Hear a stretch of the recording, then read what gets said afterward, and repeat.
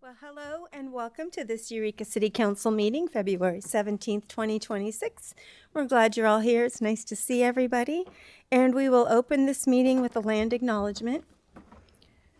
The land that Eureka rests on is known in the Wiyot language as Jirojiji. Past actions by local, state, and federal governments removed the Wiyot and other indigenous peoples from the land and threatened to destroy their cultural practices. The city of Eureka acknowledged the Wiyot community, their elders both past and present, as well as future generations. This acknowledgement demonstrates the city's commitment to dismantle the ongoing legacies of settler colonialism. And with that, could we get a roll call, please? Mayor Burgell, Here. Councilmember Castellano, Here. Councilmember Moulton, Here. Councilmember Fernandez, Here. Councilmember Bauer, Here. Councilmember Contreras Deloche is absent tonight. Great. And would all who care to join me in the Pledge of Allegiance? I pledge allegiance to the flag of the United States of America and to the republic for which it stands, one nation, indivisible, with liberty and justice for all.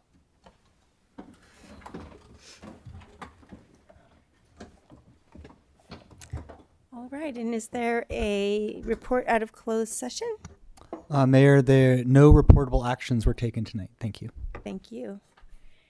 And for mayor's announcements, I just did want to mention that tomorrow, if you're not doing anything between 9:30 and 11, it's coffee with the cop down at Coast Central Credit Union down on, is it F Street?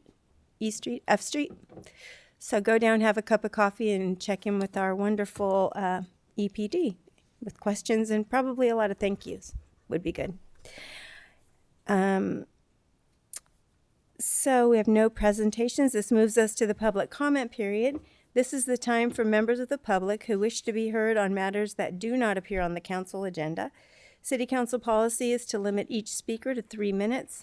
Such time allotment or portion thereof shall not be transferred to other speakers.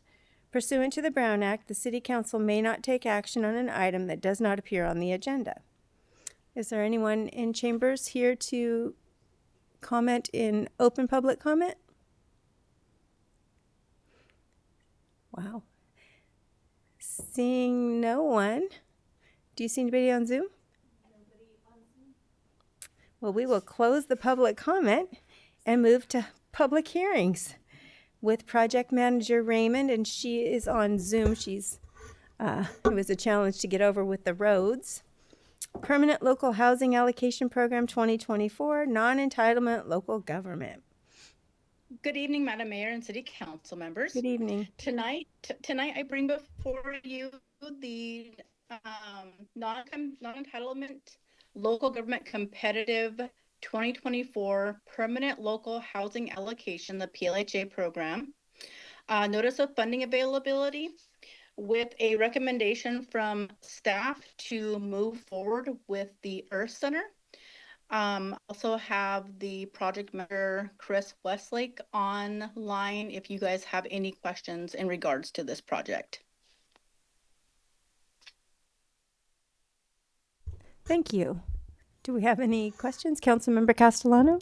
Sure, just a couple quick questions. What percentage of the project is currently funded? And then what would be the timing on the award of these funds, and how does that fit into the overall timing of the project?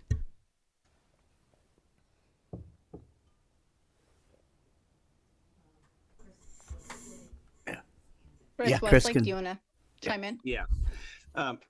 Good evening, Chris Westlake. I'm a consultant for Danco Communities.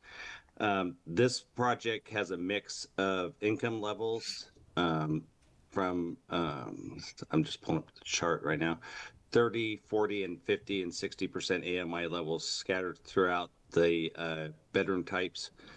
And when we talk about the level of funding on it, this award has already been made to the city and Danco.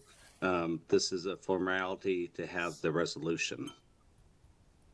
As far as the overall funding for the project, it's a mixture of tax credits, this funding, as well as funding from Humboldt Transit Authority. They received $12 million to construct a transit facility, and so that'll be going towards the construction of this. As far as I'm aware, it's fully funded now with this PLHA funding. Oh, perfect. And is Regional Center still a partner for a small portion of it? So that's still in discussions. The last discussions that we've had, it's been with HCOG for office space there. They're still looking at that. The design, we meet approximately weekly to discuss the design, and that's still being finalized. The transit center part of it, the housing portion up above, but the remainder of the first floor is kind of not completely finalized yet. No, but I believe it was Regional Center was partnering potentially for some of the housing. Yes. I thought you meant for office space. No, thank you. Any further questions? Seeing none, we'll open this item as the public hearing. We'll open this public hearing. Is there anyone from the public who is here to speak on this item? Okay, seeing no one. Do you see anybody on Zoom? So we will bring it back to council for a motion and a second and discussion. Councilmember Moulton? I'd like to move staff recommendation. Second. We have a motion. Is any further discussion? Please vote. Great. And this moves us to consent calendar. Oh, I'm sorry. 4 yes votes, Councilmember Contreras Deloach absent, motion carries. Thank you. This moves us to consent calendar. All matters listed under this category are considered to be routine by the City Council and will be enacted by one motion. Pursuant to City Council Resolution 2011-22, if a member of the public would like an item on the consent calendar pulled and discussed separately, the request shall be made to a council member prior to the meeting. Unless a specific request is made by a council member, the consent calendar will not be read. There will be no separate discussion of these items, and no one has mentioned anything to me. So, okay. So we can get a motion? Councilmember Moulton, I'll move to approve the consent calendar as written. I'll second. please vote.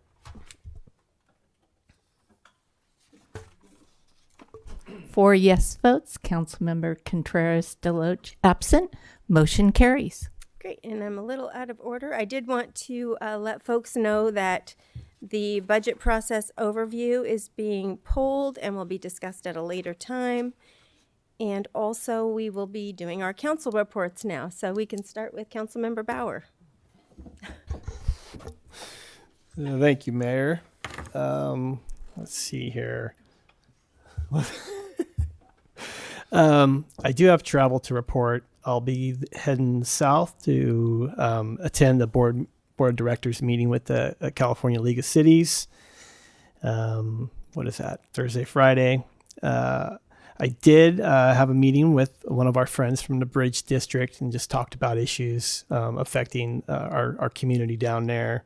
It was very enlightening. I also attended a Redwood Coast Mountain Bike Association movie night. Just want to say that, get out there and support your nonprofits. It's always fun to see what's going on with the bike community. And want to apologize to the operating engineers missing their dinner the Valentine's Day, so it was kind of a tough one.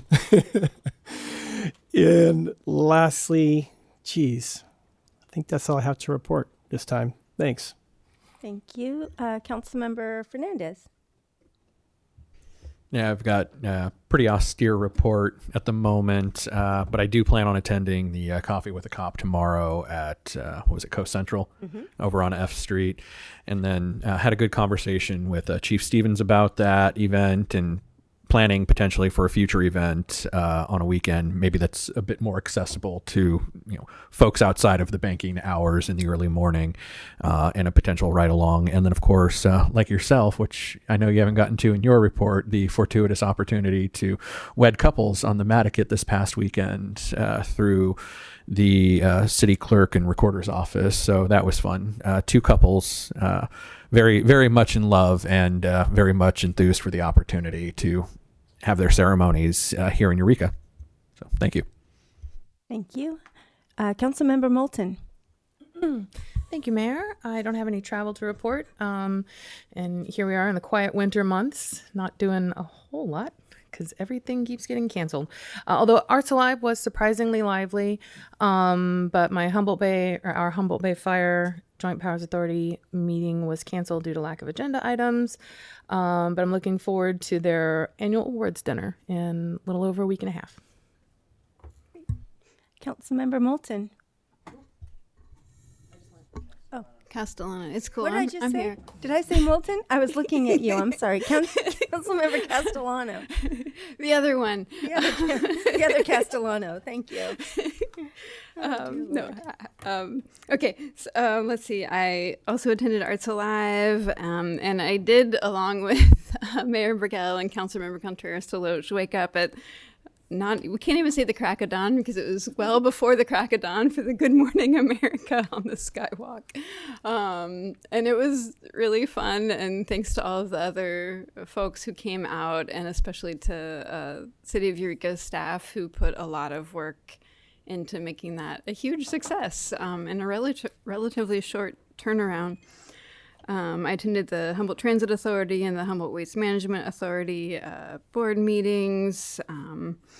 I attended an event to benefit Planned Parenthood, a couple of meetings related to tsunami and disaster preparedness in Old Town and beyond, and Eureka Main Street meeting, and kind of adjacent to City Council, I traveled to Sacramento. I'm on the board for Cal Nonprofits for a meeting related to different nonprofits that are kind of supporting the nonprofit ecosystems throughout the state.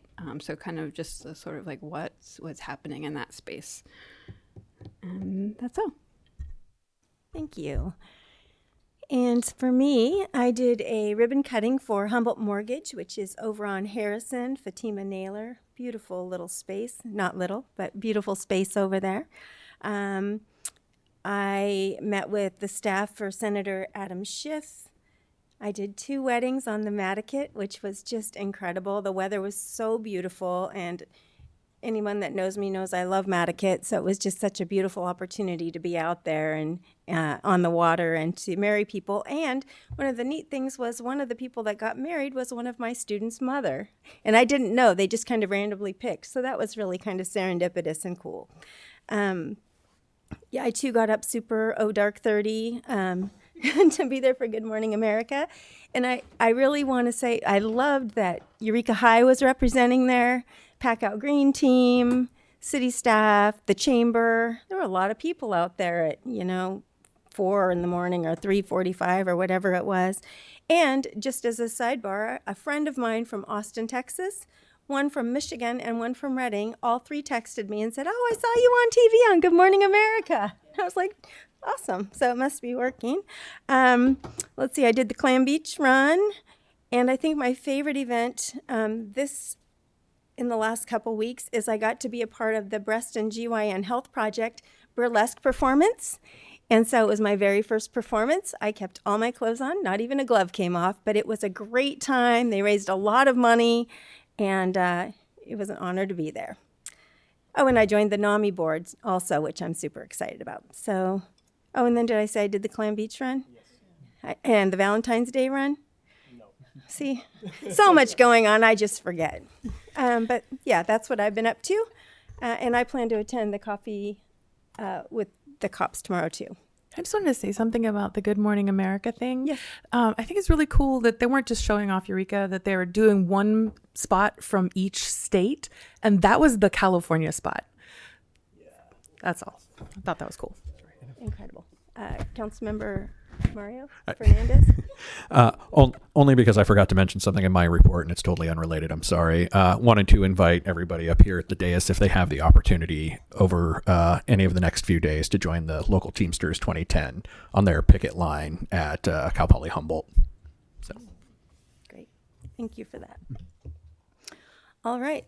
So that was a robust, always so much going on in our city. It's wonderful. Always great being out with community. So we were now going to move to legislative action correspondence. Not yet. Which moves us to ordinances and resolutions. Bill number 1056-CS Eureka Energy Committee. City Manager Slattery. Thank you, Mayor, and good evening, Mayor and Council. So this item before you is the Eureka Energy Committee. The Energy Committee was established in 2008 for the purpose of reviewing and providing council with initiatives related to energy efficiency and sustainability for the city of Eureka. It's been in place since then. Over the past couple of years, we've been having difficulty getting interest into that committee. We've been soliciting for members of the committee for the past 18 months, and we're down to one member. So we're having a hard time fielding a committee for that, and we're recommending that we remove the committee from our ordinance and have it so that the responsibilities for reporting to City Council about sustainability initiatives would come through Redwood Community Energy Authority. Currently, right now, they have a Community Advisory Committee that is made up of the 8 members of the JPA for our CEA.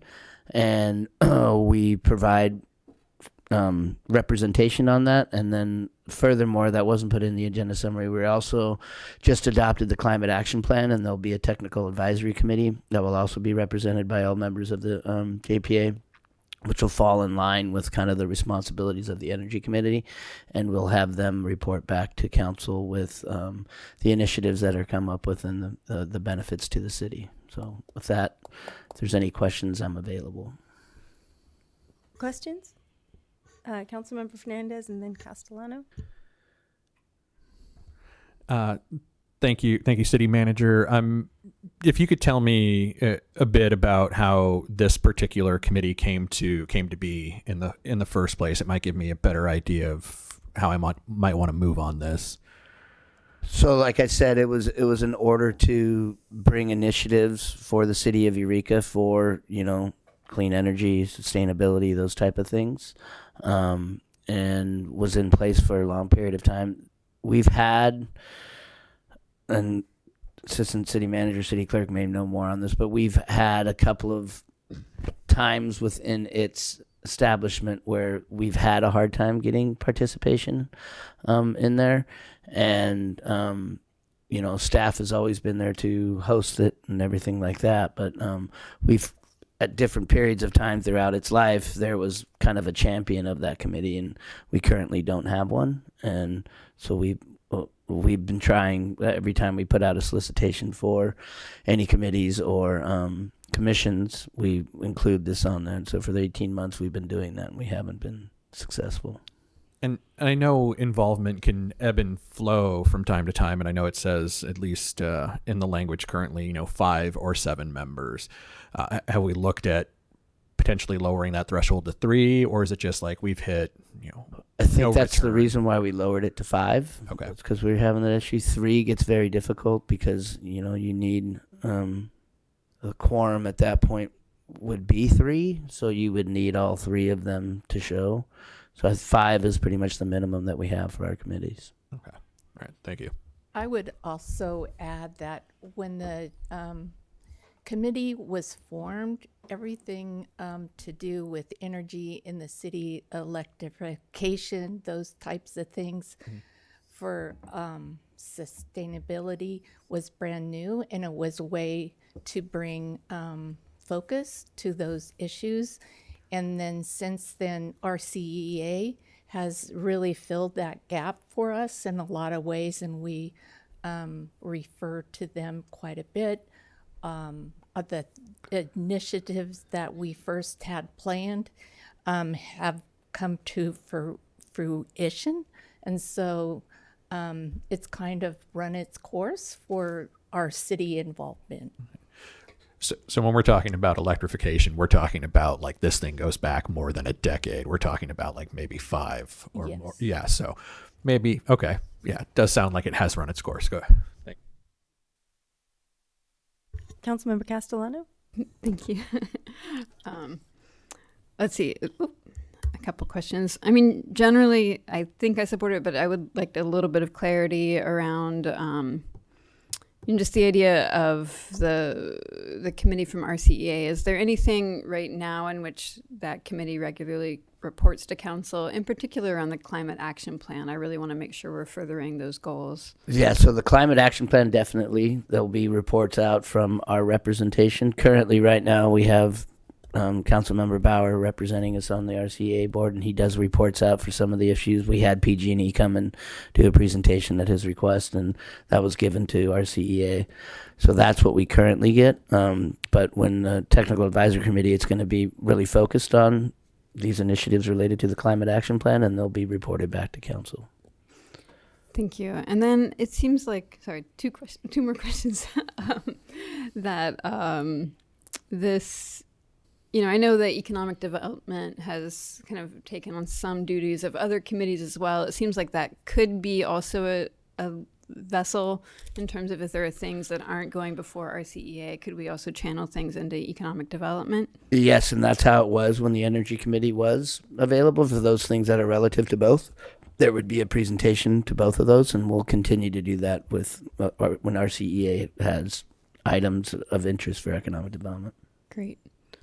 And then this is maybe sort of a meta question. It seems like there's some challenges with getting people to serve on committees in general. Are we considering other kinds of outreach, other kinds of engagement, looking for, maybe some ways of kind of just getting more people involved in committees?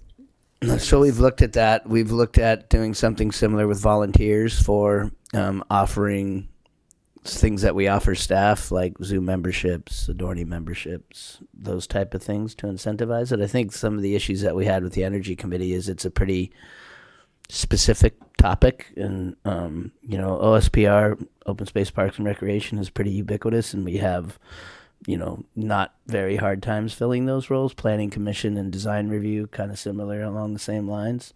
For some reason, this has been difficult to get that interest. Thank you. Councilmember Bauer. Yeah, I don't really have a question. I was just going to comment on some of the discussion. Are you going to wait till after public comment? Or are you clarifying some of the questions that are being asked? Yeah, it's kind of both. I can wait. Let me wait. Okay. Thank you. Anything further? All right, we'll open this item up for public comment. Is there anyone in chambers that would like to comment on this item? Come on up. Welcome. I don't know anything about it, but I used to be a Pricewaterhouse auditor and accountant. Microphone? You got to make sure your microphone's on. Huh? Sorry. I used to be I don't know anything about opening on the council or anything, but I used to be a PricewaterhouseCoopers auditor and accountant. And if you just need one more person, I'd be willing to join the council just to sit there and help out. I don't know how often you meet or anything, but let me know. Thank you. Thank you. Okay. We appreciate that. We're at 4 vacancies. We'll have to clone you. No, there's 4. But thank you. I would add that there are other boards that are available, so we'll talk. Yeah. Okay. Thank you. Okay, seeing no one else in chambers, do you see anybody on Zoom? Seeing no one, we'll close public comment and bring it back for a motion and a second. Councilmember Bauer. I'll make a motion to waive full reading, read by title only, and introduce bill number 1056-CS, an ordinance of the City of Eureka, deleting Title 3, Chapter 33, Eureka Energy Committee, sections 33.065 through 33.068. And I'll just say, let's get a second. Yeah, thank you. Second. We have a second. Please comment. No, thanks. Now I can do it. I just was assigned to be liaison for the Citizens Advisory Committee with RCEA. So I can report back any of the goings on in that committee. And I think this is the appropriate place given the challenges we've had to fill to maintain a robust membership on this committee.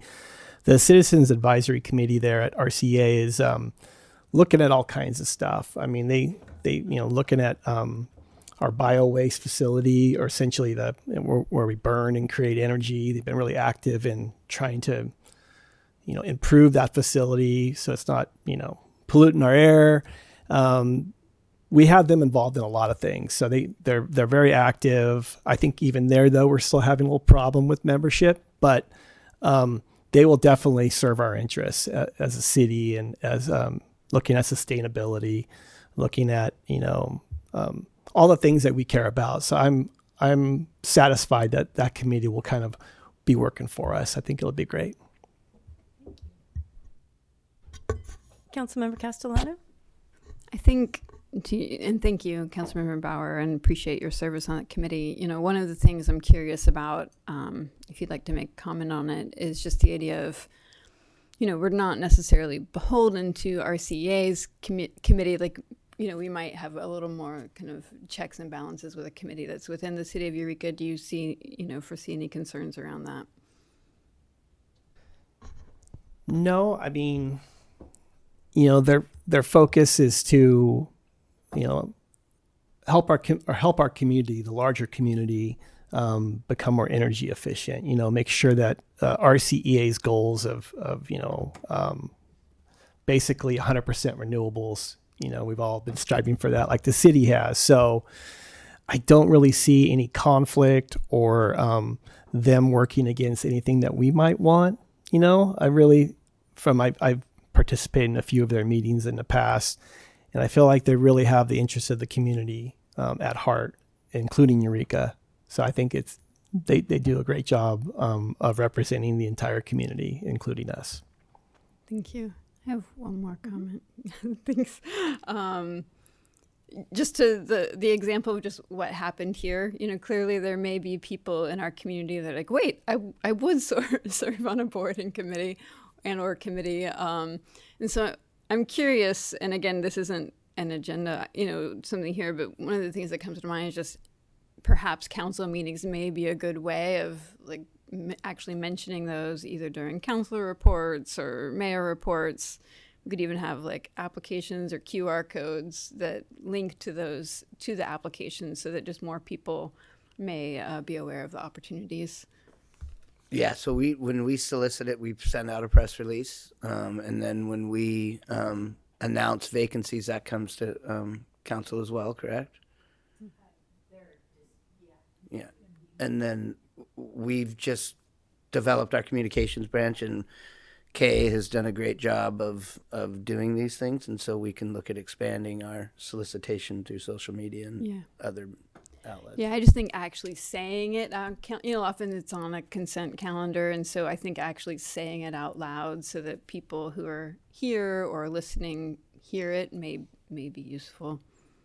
I will add that I haven't announced it yet, but in March we're doing a meeting, and the county clerk voters registrar will be here. We'll be talking about running for office, but also about serving and in a board or commission. What is it about? And people can ask questions. That will be coming out, and it's March 24th at 5:30 if you want to mark your calendars. Thank you. Any further comments? Please vote.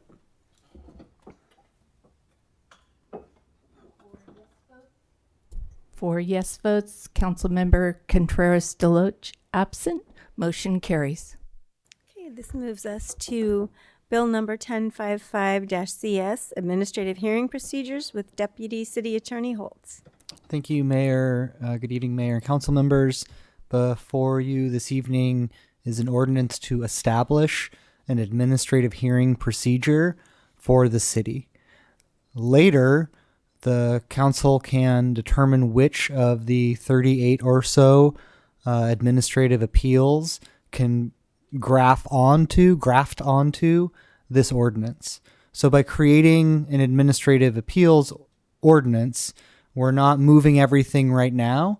Right now, by the terms of the ordinance, it would only apply to code enforcement, licensing, permitting, and the potentially dangerous dog hearings, or other dog hearings, vicious and nuisance as well, and irresponsible owner.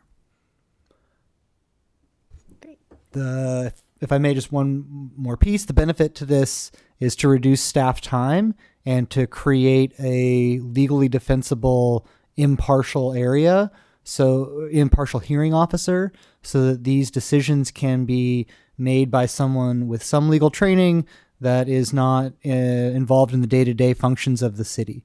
Some of these appeals currently go to, the department head of the department that made that decision, and there's a feeling that it would be cleaner, better, more transparent if it were an administrative hearing officer. So again, we're not deciding tonight, you're not deciding tonight which of the myriad appeals will go through this process. This is creating a process with some that go there now and the ability later to make decisions about which one should go there and which one should stay the way they are. For example, Planning Commission.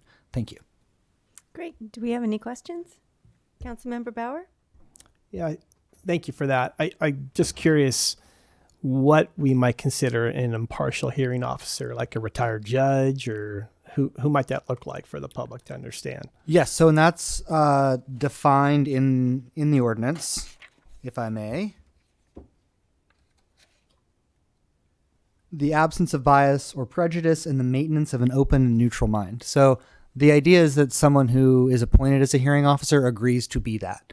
And in terms of the practicalities, it would be most likely, I can talk about our current roster for the hearings that we do under the animal provision. And that's a retired attorney, a current district attorney, and another currently practicing attorney who does this kind of on the side. So it kind of varies. And the ordinance very explicitly does not require an attorney, although it will be the practice only because it's the easiest. But I do want to point out that it's not required to be an attorney.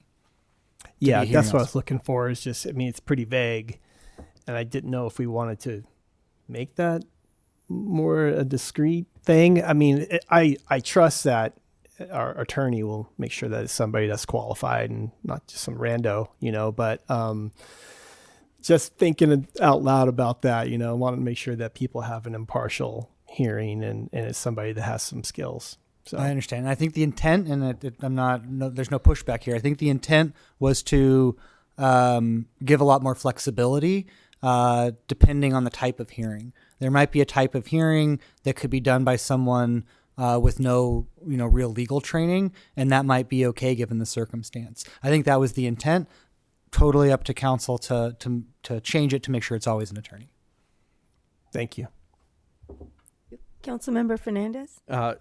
Similar vein in that aspect, I would be more comfortable moving forward with something that doesn't have to be an attorney or a lawyer, but someone who has experience in what we would be asking them to follow up on.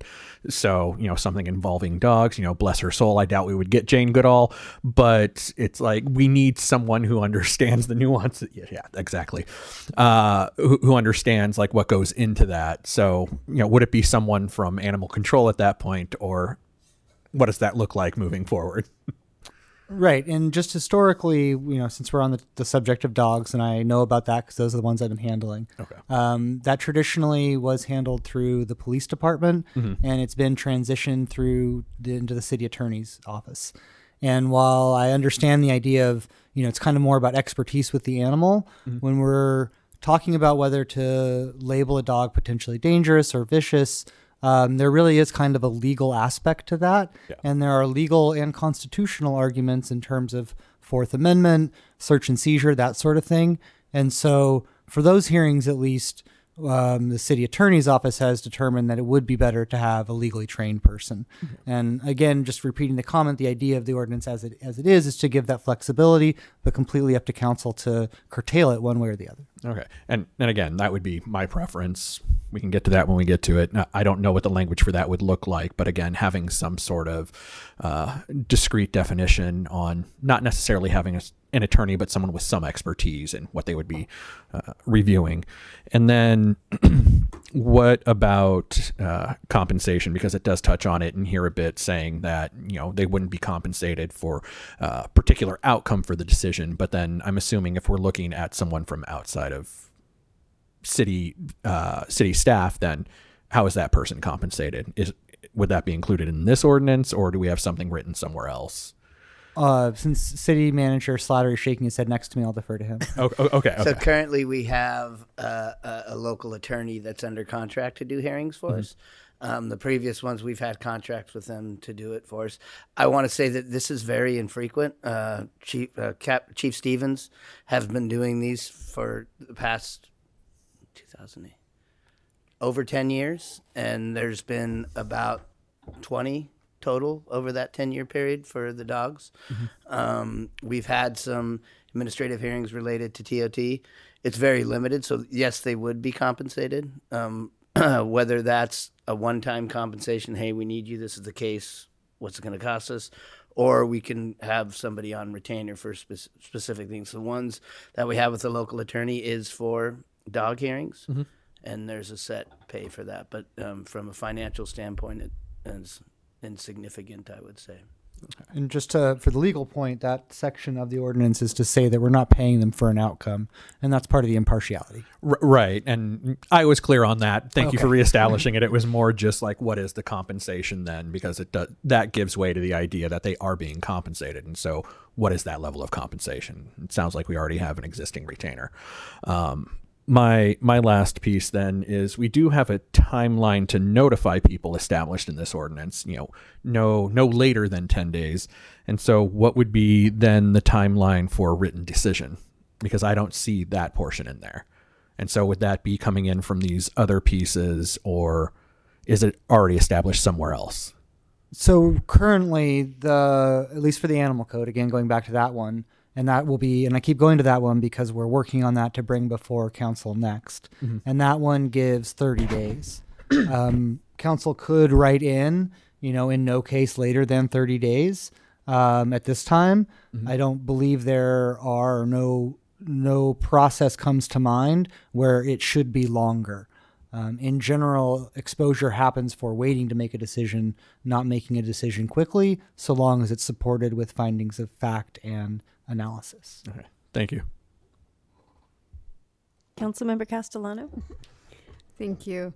I'm curious, just to clarify the appeal process, it's my understanding that each of the kind of separate subject matters in which, that will be heard by the hearing officer would have their own appeal process kind of governed by pre-existing ordinances or codes. Is that correct? That's correct. And then, great. And then just to be clear, it seems like there would have to be some communication to the people involved with the hearings of sort of like, for this, your appeal process would be this. And so people are aware of, like, if they're dissatisfied with the hearing, that they do have an appeal process according to what's already been established. Yes, that's correct too. So again, go back to the animals. When a dog is seized, someone's given a piece of paper that talks about the next steps. And that piece of paper would be updated to say, hey, it's this hearing process. Perfect. Or great, or something. And then let's see, last question. Though there is the added cost, of the hearing officer, it seems like actually overall this will be a cost savings to the city in terms of freeing up staff time. Yeah, depending on the case and the circumstances at which council chooses to do this from. But in the case of the dogs, we'll go back to the animals again. There was a significant amount of time that was put towards that. And so, when you have our police chief doing it, obviously that wage is higher than most within our city. So, yeah, I don't have exact numbers, but yes, on average, it's probably about the same. Yeah, that's fine. Thank you. Further questions? Okay, seeing none, we'll open this item up for public comment. Is there anyone in chambers who cares to speak on this item? Seeing no one, is there anybody on Zoom?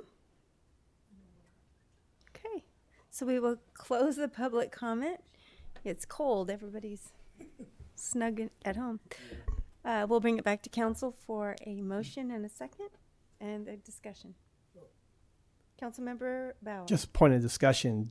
Do we want to clarify that a hearing officer, like something about there being a subject matter expert? I think. So if we could get a motion in a second, and then we'll discuss. I want to talk about it before.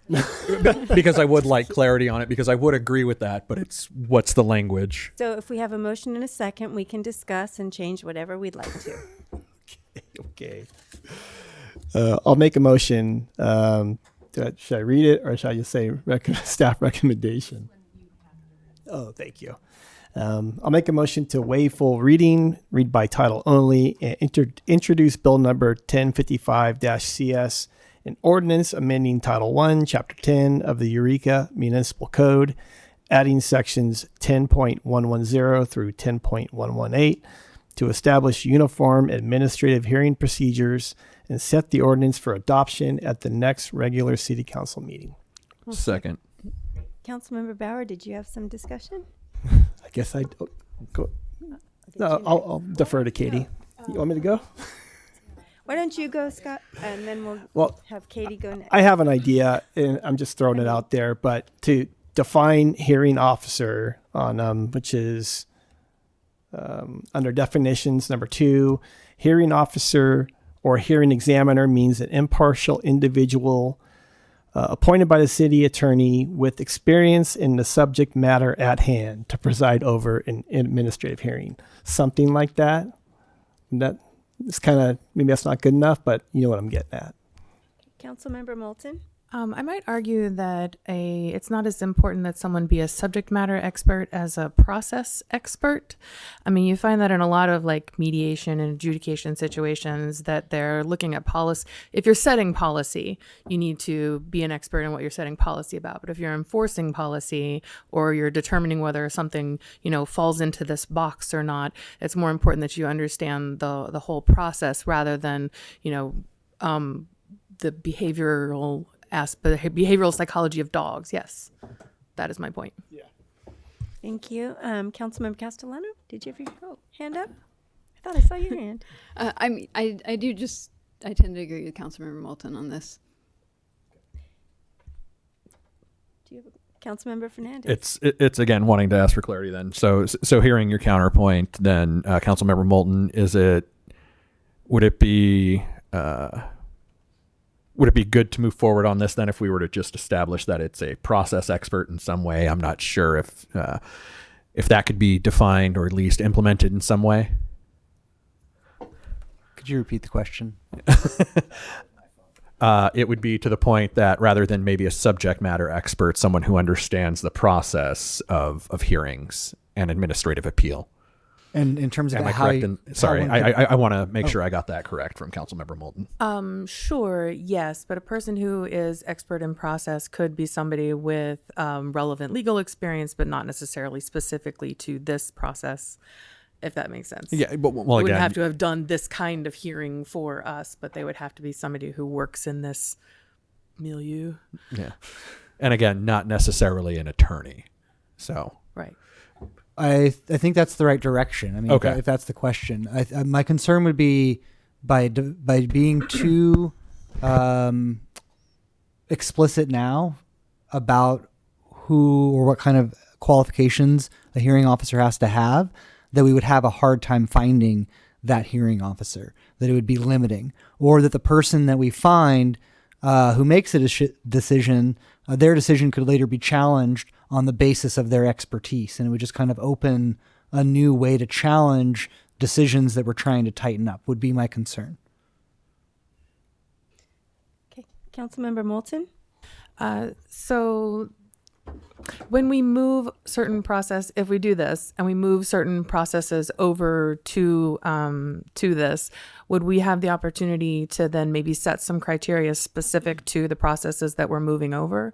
So if we do find that it's something we feel really strongly needs to have a certain kind of experience or expertise, then that we could do that then.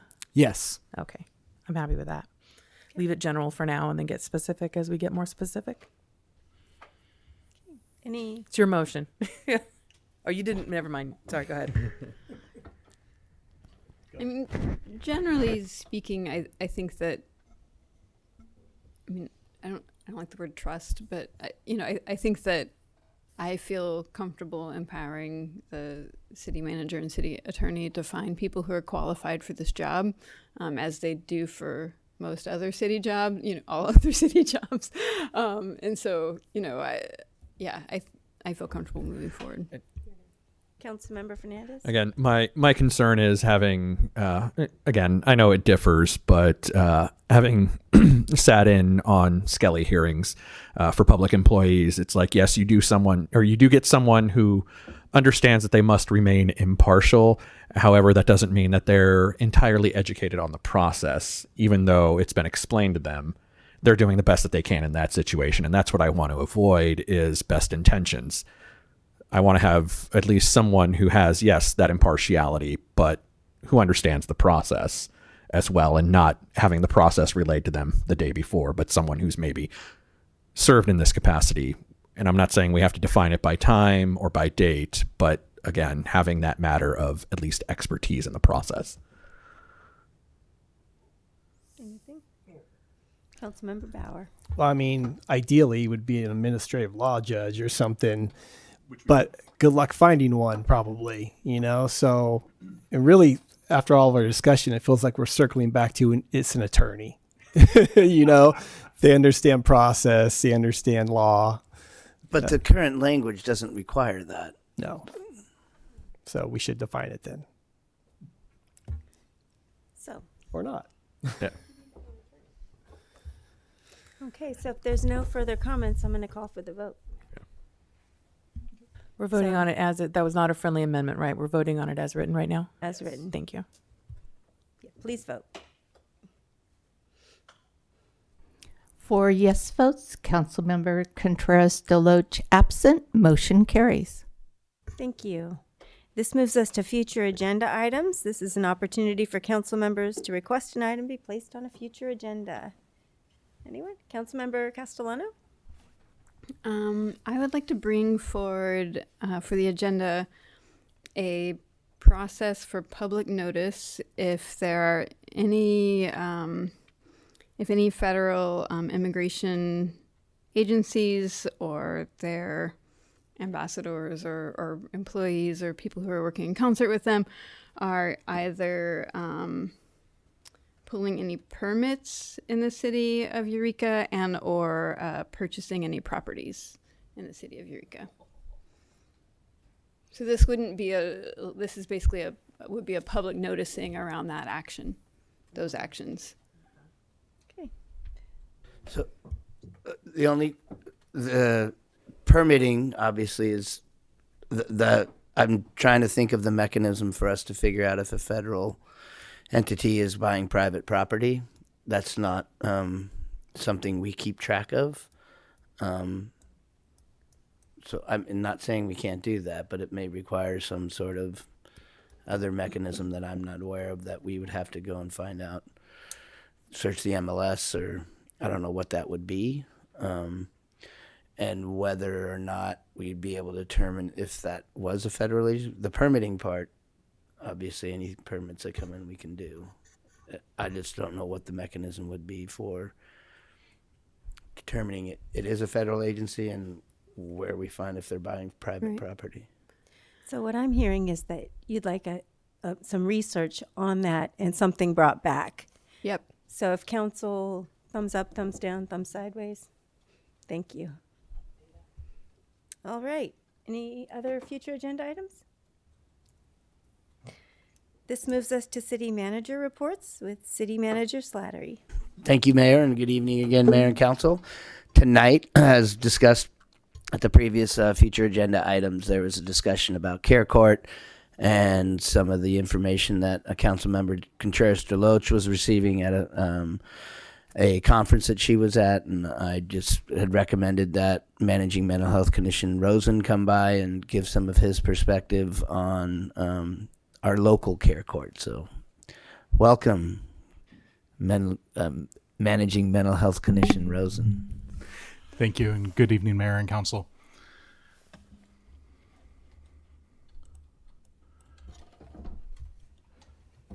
Good evening.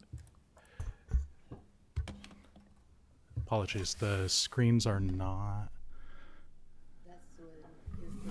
Okay, got it. Technical difficulties, but we're good. Okay, so coming in for a Care Court update. Just a quick disclaimer. A lot of this will be from the perspective of the city of Eureka and what we've been doing. The county behavioral health department, as well as the county courts, have much more info on this. And there's a wealth of information that's been gathered, and they have data tracking and all that. So if there are specific questions about specific numbers, I can certainly reach out to some of the contacts there and look into that. But this will be kind of centered with how we are handling Care Court with the city of Eureka. So there were a bunch of changes last year, but they weren't really structure or process oriented. So all counties across the state have implemented Care Court at this point. Families, first responders, and mental health providers are still some of the primary referral sources. Although they did make some adjustments to the referral process and streamline some and clarify some of who can refer to Care Court. The system is largely unchanged. Unfortunately, part of that unchanged portion is that it's still largely an unfunded mandate on the behavioral health departments across the state. There is some opportunity to bill for some of those circumstances or some of the contacts that behavioral health departments have with Care Court. However, it's not something that really covers the cost due to the intensity of services needed with those clients. Probably one of the biggest changes was the expansion of eligible diagnoses. So when Care Court first came out, the eligible diagnoses were schizophrenia spectrum disorders. And the big change was that they did add bipolar 1 disorder with psychotic features. That is very specific in terms that it needs that psychotic feature specifier. So this isn't just anyone with bipolar disorder. It specifically needs that psychotic feature specifier.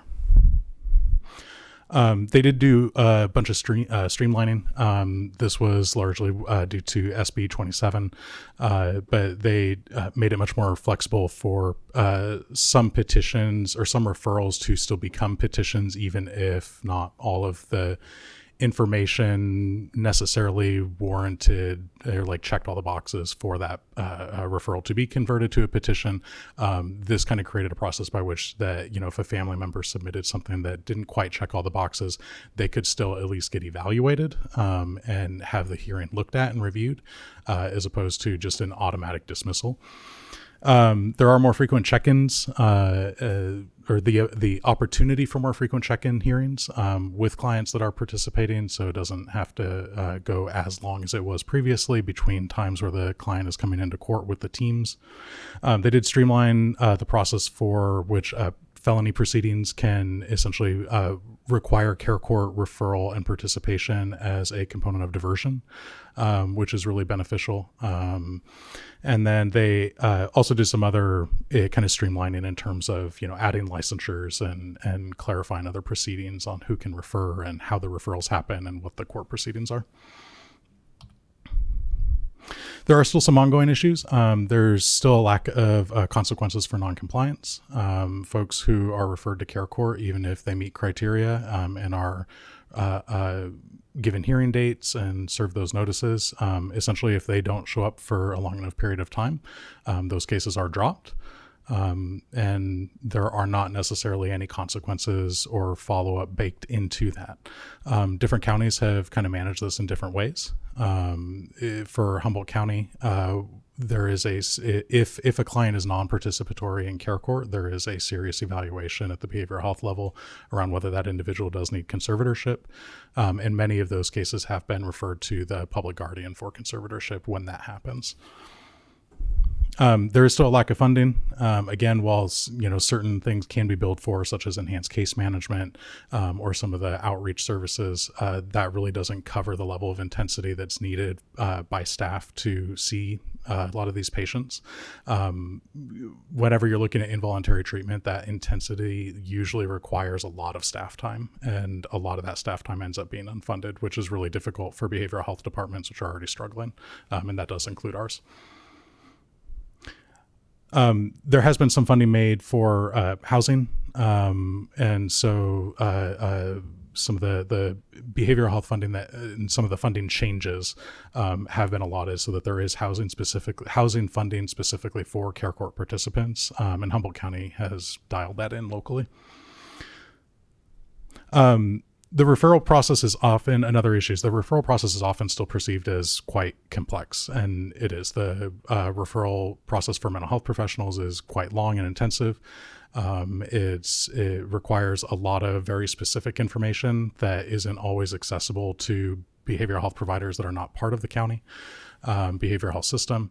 And while first responder referrals have a lower threshold to meet in order for a care referral to be accepted and turned into a petition, it is still, a lot of the information required is still quite difficult for first responders to access in order to submit a petition or a referral that has a higher likelihood of being converted to a petition. We have had some local successes. Humboldt County has been particularly successful with its care court implementation. We have one of the highest referral volumes per capita amongst other counties. We've had 55 referrals total. We've had one person graduate already since December of 2024.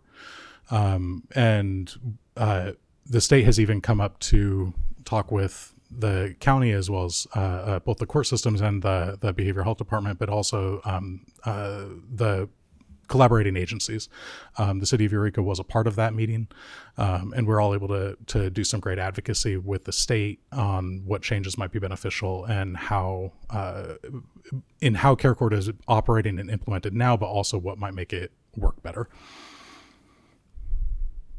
And then I would say a huge factor of success has just been the collaboration amongst the county behavioral health department, the court systems, both the DA and the public defender's office, as well as county council, and then other agencies, city of Eureka being one of those. We've really been able to come together, and for the clients that have been referred, really kind of streamline the process as much as we can and jump through the hoops so that those folks can get the services that they need. How we've been participating, the care team has submitted 8 referrals total, so 8 of those 55 came directly from us. However, we did collaborate with Humboldt County Behavioral Health on many more referrals than that. So we've very much been involved with at least probably 15 of the 55 referrals. We also are in the process of working with CSET to streamline the process by which law enforcement can submit those referrals. Again, the referral form it can be challenging, and figuring out all the information and getting that information onto the referral form for first responders who are having to attend to other calls can be difficult. And so we're currently working with CSET to streamline that process and how CARE can assist with getting those referrals completed and submitted, even if they're coming from law enforcement as the primary referral source.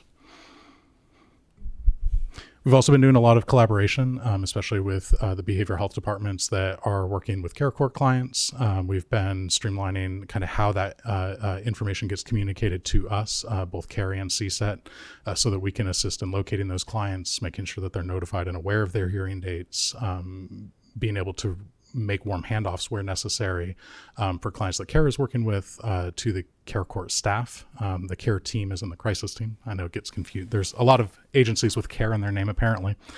And then making sure that notifications happen specifically around the hearing dates. There are sometimes formal notifications that are required.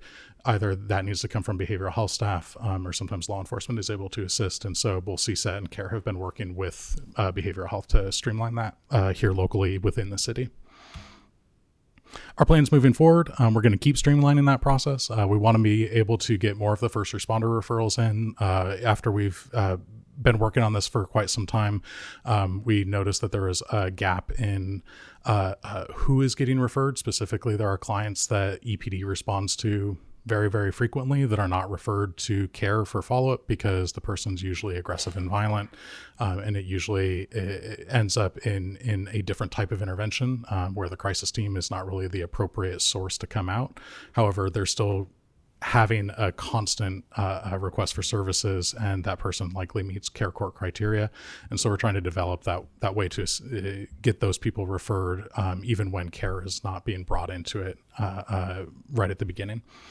And then we're going to continue to work with county behavioral health. They've really been doing an excellent job, even with the limited staff and resources that they've been allotted for that program.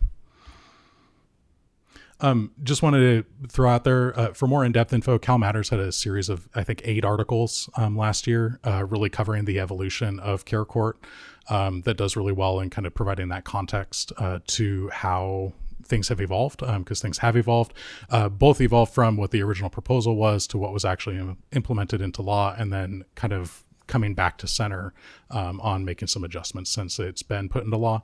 And then Izzy Vanderheiden did a really great article last week highlighting some of the really positive local effects and really humanizing care court and its participants in Losco's Outpost just last week. And really, I think oftentimes it's hard to humanize procedural court hearings and involuntary care, and that I think really highlighted the positive effects of it. I'm available for questions. Questions for Mr. Rosen? Anyone? Councilmember Fernandez. Thank you. I'm curious because you touched on unfunded mandates, or at least a portion thereof. So I'm curious then, from your perspective, at least for our county, what does that look like? What are we missing, at least in terms of funding? In terms of funding, I don't want to speak for DHHS Behavioral Health. However, I would venture a guess that allotting more staff. Currently, they have 1 clinician and 1 case manager.